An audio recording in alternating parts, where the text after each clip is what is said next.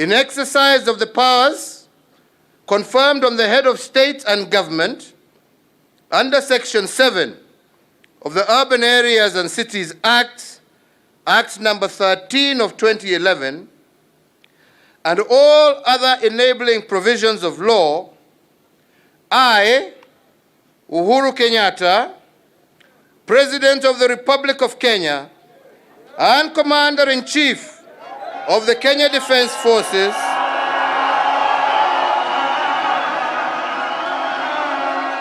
do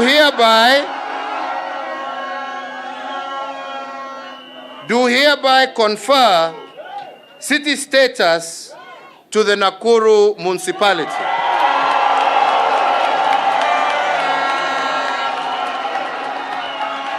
Now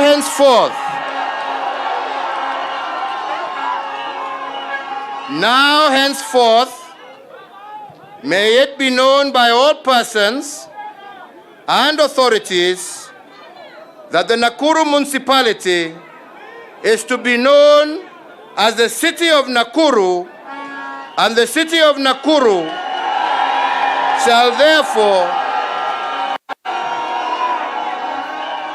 have all the powers, authority, rank and privileges of a city under the laws of Kenya, and it shall have all the rights, duties, and standing of a city provided under the Urban Areas and Cities Act and all other applicable laws.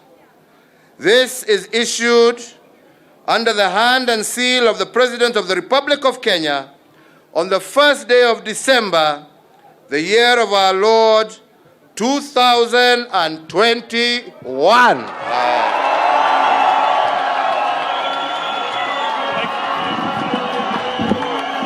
Tusimame sote, tushangilie Kenya.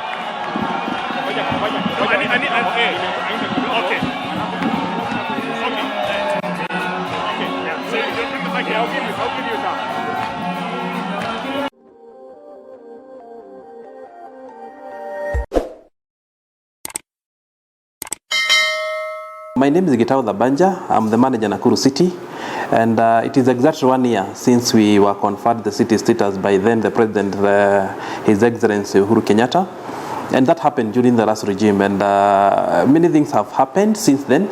One being the change of regime. Initially, we had a different governor. Now we have Her Excellency Susan Kehika, who is our governor, and we've also experienced some changes in terms of the urbanizations within our city that were not there during the municipality. And most of the achievement, we've got some achievement and challenges that we have experienced, and one being the improvement of the infrastructure. And this started with the upgrading or improvement of our main avenue, Kenyatta Avenue, into a non-motorized transport, and that was done.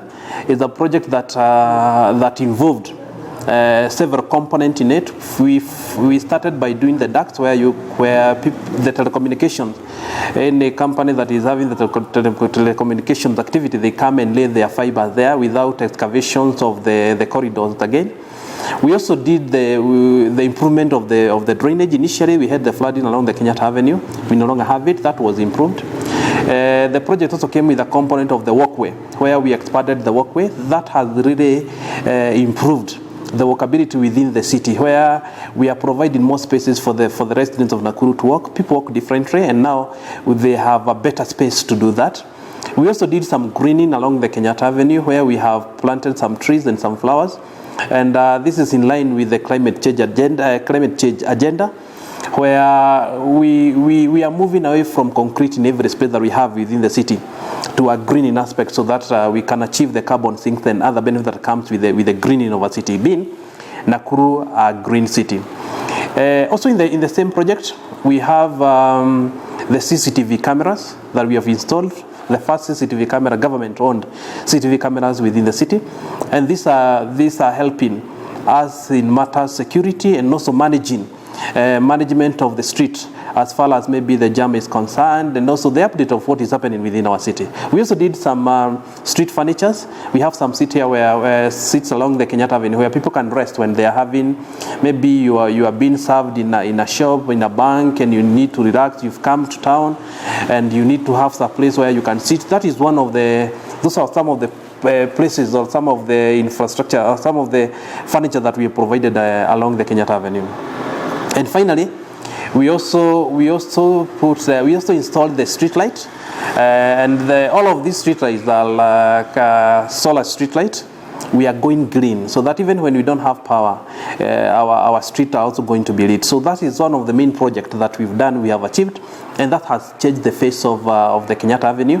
And we look forward to have it done to other part of the city. That was just a starting, and I appreciate Her Excellency the Governor who has come and directed that the same need to be replicated not only in the CBD but also in our neighborhood, so that people can learn on how to use them from their, from their home area. So that we are going to do, and the budgeting are in place so that we can be able to do them much as we are going to do them in phases. Eventually, we are going to have a city that is NMT enabled. We are also doing some other projects that the residents of Nakuru are really appreciating. Tamakin, upgrading of the gravel road to the Tamakin level, and that we have done one at Girani's KPLC, the Lower Tomboya. We also done 2 roads in Freehold, that is Mashidano Road and Chui. We also done the Kipchoge Keino, that is the road that start at Oleken up to the courts. And we're also doing the Crater Climb. This is a road that heads to Menengai Forest for those people who come to visit Nakuru and they want to go to the crater, and the road that joined the forest. And these are some of the projects we are doing within the city. And one of the agenda of Her Excellency is to ensure that we are not only graveling the roads within the CBD, but we also extend the same to the neighborhood, so that someone can walk freely with no fear of the motorability from their home to the CBD. And in these roads that we are doing, we are incorporating 3 components. One, the road itself. We have the drainage. We also have the walkway, that is the NMT. And the fourth one, which is very important, the street light, so that once a road is done, we don't come again to do the NMT and others. And that is a better direction, and that is the push that we are having, so that we can make our city to be accessible by everyone. And in our design, we are designing them considering the PWD.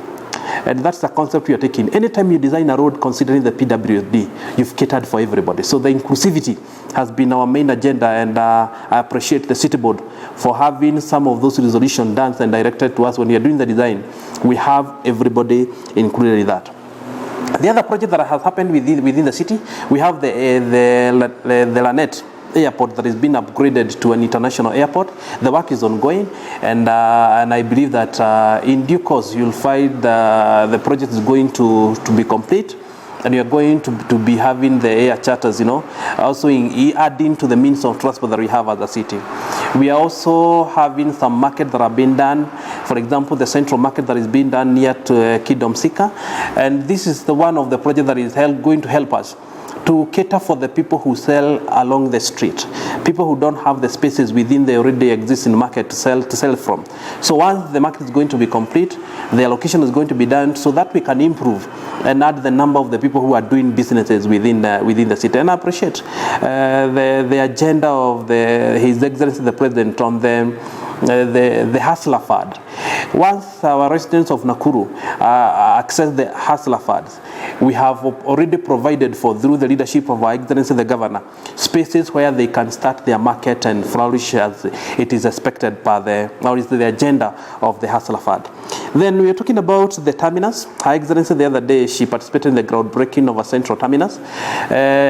Cities and the urban areas have the challenges of the mobility. And one of the main challenges the terminus is, given that we have so many vehicles and the spaces does not allow. So what we're doing in Nakuru in partnership with the State Department of Urban Development, we had that groundbreaking of a central terminal that is going to bring all the vehicles that are coming to the city and out of the city into one location. So there are people who are traveling and to different places. They don't have to move from one terminal that are sparsely located, from one terminus to another. It is very challenging. And with that, with the central terminals, that's an issue that is also going to be addressed. Nakuru City has acquired, did construct a neutral modern Nakuru Disaster Management and Rescue Center.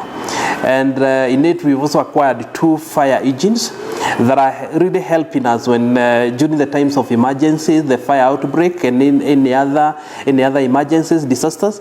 And within the same building, we are also hosting the Department of the Disaster, so that even when we have other issues that need to be addressed within the county, not only within the city, we have spaces where that is being done from.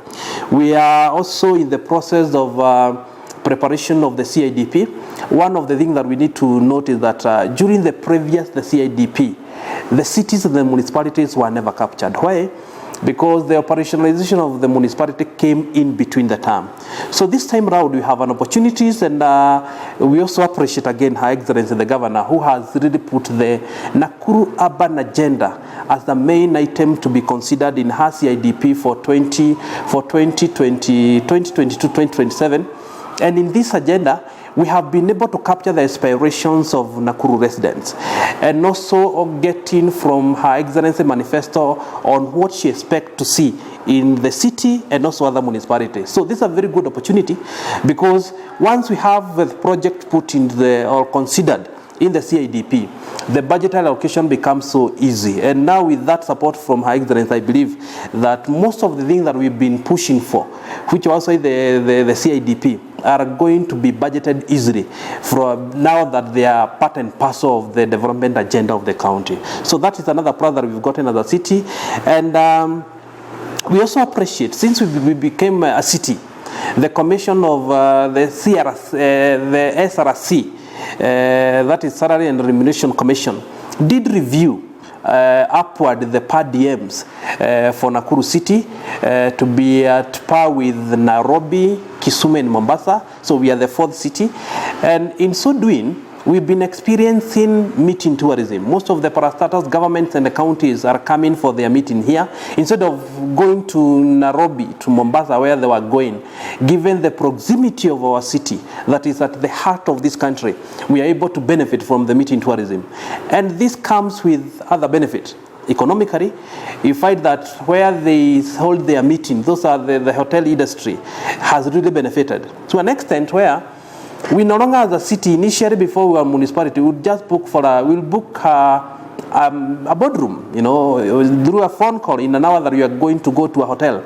We no longer do that because the hotels are always full. We have to book a week before, maybe 2 weeks before. And we're happy because through those meetings, it has created employment. Our people are getting more jobs. The residents of Nakuru County at large, they also benefited from that because the food that are consumed during those meetings got from Subukia, you talk of Crusade, you talk about, Maimahi and other places. Meaning the city came to benefit not only the city residents, but also the county at large and also the neighboring county. So that is one key plus that have really economically benefited the city, and also the employment we've seen that is being created there, and also better management. You find now with the city board, we are having, and also a lot of focus even from the government, also from Her Excellency the Governor. We are having better management so that we prepare ourselves to be that model city. Our vision is to be a model city that enhances quality of life and also promotes or fosters economic prosperity. In so doing, to become the model, there must be much of the planning that is also going to come on board, and also the partnership that we also get from not only the county department, but also from the state department of urban development and other partners that we are bringing on board to help us. Also the UN Habitat, we've signed an MOU with them to help us in achieving that model city that we envisage. And also it's good to appreciate the city board of Nakuru, led by our chair Stella Karaja, has embarked on preparation of the Vision 2050 for the Nakuru city. And soon we are going to be inviting the resident of Nakuru to come and share with us the city they want in 2050. And you see, much as talking about 2050, there are those yardsticks that we must take in between. And that is on why even in our CIDP, we have captured some of them strategically so that we can be able to be that city that the residents of Nakuru want. We are listening to them, and we will be sharing other public forums so that we can get to know their need, and they are going to be addressed through this office. That doesn't come, the city state has also come with some challenges. And one of the main challenges we've gotten is the infrastructure, the stress on the infrastructure. Where globally, yes, we are experiencing high rate of the urbanization. Nakuru is not an exemption. And in this case, you find the infrastructure that we had during the municipality, they are not enough to accommodate or to serve the residents of Nakuru in a better way. So, and that reason why we are allocating more resources to the infrastructure. You talk about roads. You talk about the drainage within the city. You talk about the sewer within the city. You talk about water within the city. These are some of the challenges that the constraint we are getting to better serve our people. And we appreciate the partners who have come on board. We have also other agencies within the city like Nawasco that provide water to the residents of Nakuru. We are able to know the yardstick and also the challenge that they are facing. Together we bring them to the executive through the leadership of Her Excellency, so that these are going to be one of the main projects factored in to be addressed, so that we can prepare even for more population increase.